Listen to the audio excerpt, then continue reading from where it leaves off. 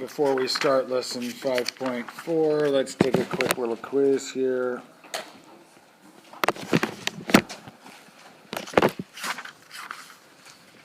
Actually, let's just turn to page 226. Turn to page 226.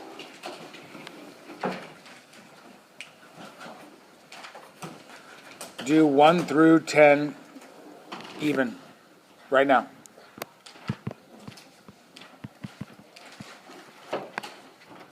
You have 4 minutes.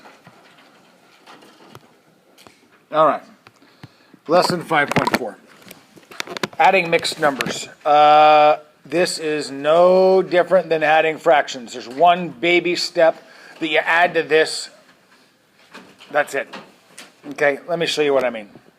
If I have 1 1/3 plus 1 plus 1 1/2. Okay, are you ready? Here's what you do for real. If I were you, this is how I would think of it. I would line them up like I would have, what is 15 plus 21? What would you do? You'd go 15 plus 21, right? You put them in place values. Makes sense? You put them in the right place. This is what I would do if I were you. When I had 1 1/3 plus 1 1/2, I would go 1 1/3 plus 1 1/2 and do it like that. This is the ones column, right? This is the fraction column. That's kind of how I would do it. Here's the deal. At this point, you add 1/3 plus 1/2. Can I add 1/3 plus 1/2? No. No, you have to get a common denominator just like we did before. It's times 1 in the form of 2 over 2, right? And this is times 1 in the form of 3 over 3. This is now 2/6, and this is 3/6. Do you see what I'm talking about? Can I add 2/6 plus 3/6? 5/6. 1 plus 1 is 2. There's my answer. Makes sense? You just add it down. Sometimes, a lot of the time actually, you'll have to carry. You know what I mean by carry? Yeah. Just like this, if I have 15 plus 17, what's 5 plus 7? 12. Do you put a 12 down there? No, that is, the ones place the 2, right? And then you carry the 1, right? Does that make sense? Making that 3. You know how to do that. So then let's do this. Let's go 1 3/4 plus 2 3/5. And let's add them together, okay? Just watch me for now. 1 3/4 plus 2 3/5. You see how you line them up? You line them up. Can you add them up the way they are? No, you have to get a common denominator. What's the common denominator here? It's going to be 20. Even if you didn't know that right off the bat, what can you do that's guaranteed? What could you do? Could you not just multiply this by 1 in the form of this denominator? Right? And then multiply this by 1 in the form of this denominator, right? So times 5 times 5 times 4 times 4. This is now 15/20. And you should recognize that 3/4 and 15/20 are the same, right? And 12/20. They're done. Get them out of the way. 15/20 plus 12/20 is now 27/20 and 3. You see what I'm talking about? Like you've got a problem. And 3, you're dealing with that ugly thing. What's the problem with 27/20? It's an improper fraction. How do I change that from an improper fraction to a mixed number? What do? You divide. A lot of people can do this in their head. You realize that, right? A lot of people can do this type of thing in their head because all they do is they go, okay, 20/20 is 1. I want you to see that. 20/20 is 1. So if they took 20/20 out of here and just added it to this over here, making this a 4, what would that leave me if I subtracted 20? It would leave me 7/20. You see what I'm talking about? Yes. If you cannot do that, if you haven't mastered that yet, that's fine. You come over here and go 27 divided by 20 goes in 1, remainder 7, 1 7/20. So hold on. This 27/20 becomes 3 1 and 7/20. What do I do with this thing? Got to add it together, right? That 1 and the 3 gets added together. It's 4 and 7/20, right? I'm showing all these steps. I would like to think that you wouldn't need to show all these steps. But, you know, a lot of you, if you do, that's totally fine. It'll make these problems long. But, you know, you guys try one. You guys do one of these.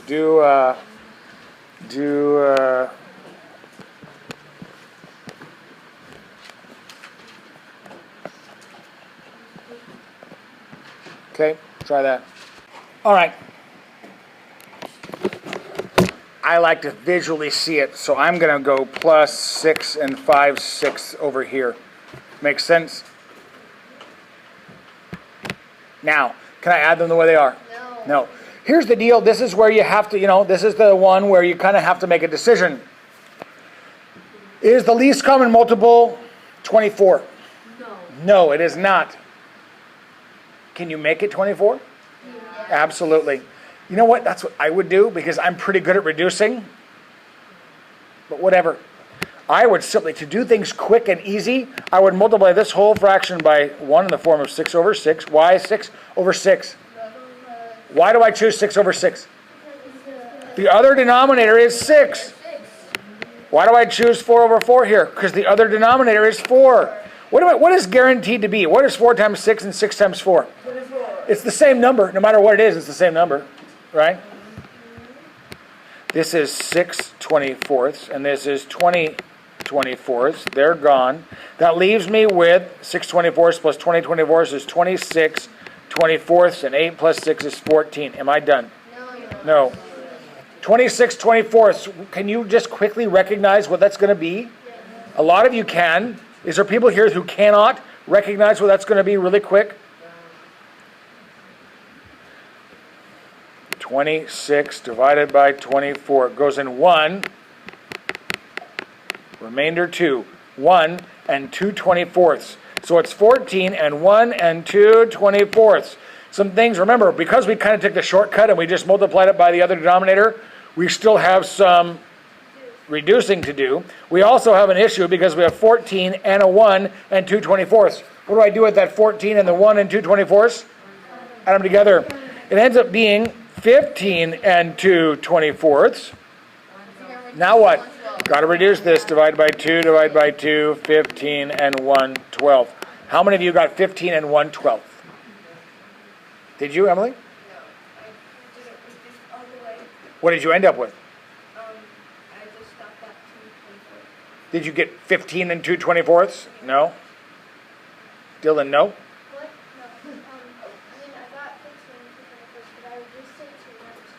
Oh, yeah, that was a mistake. Let's do another one. Of course, let's do another one. You guys aren't ready for this.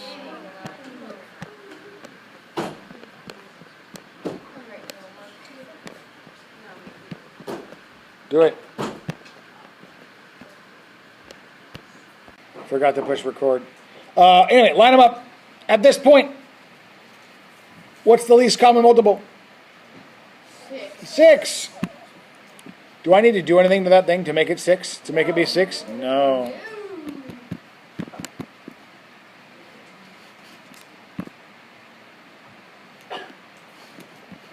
I now have 5/6 plus 3/6, which is 8/6, and 15 plus 3 is 18. 18 and 8/6. What's the problem? It's an improper fraction. Improper fraction. So I changed this into what? 2/6. So it's 18 and 1 and 2/6. Do you see it? Now what?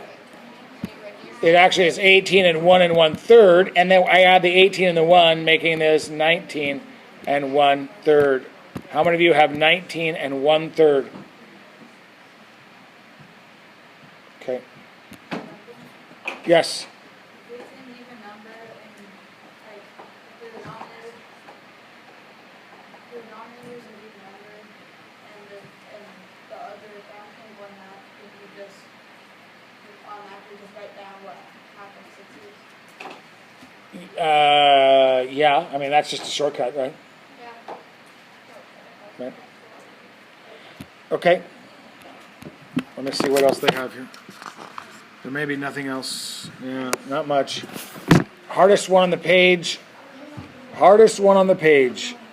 Okay, here we go.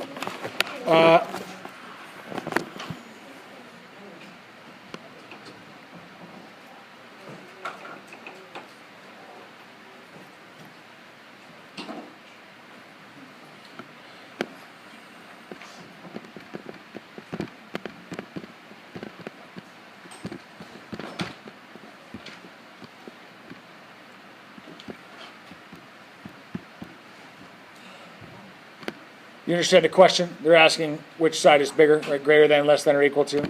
Okay, do it. Okay, I know I cut you off a little short. You should already be done. Why should you already be done? Because you can estimate this. This is something that, like I said, if I was to take your Terra Nova test, your SAT test, I could probably not have any scratch paper and get them all right. Why? Because I'm pretty good at estimating. I can look at the answers and just kind of see. How can you do this? Look, what is 4 and 5/13? What is that pretty close to? 4.5. So we'll just say 4.5. 5 and 4/9, what's that pretty close to? 5.5. 10 and 12/13, what's that pretty close to? 11. 4.5 and 5.5 add up to 10. Oh. Right? Just by estimating, you're looking at it and you can see that that one's clearly bigger. Does that make sense? I mean, that's the kind of thing that you should be able to do. It didn't take me very long. Now, what if it was close enough that I'm like, I'm not really sure? Then you have to do it. Then you actually have to do it, right? But most of the time, you can look at it and go, wait a second, that doesn't, I have the answer. All right? Anyway, I'll give you your homework.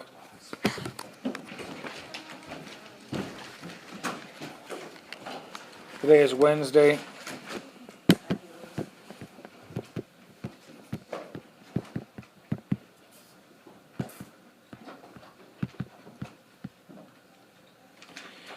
You should be able to get that done even now. You've got like 13 minutes of class left.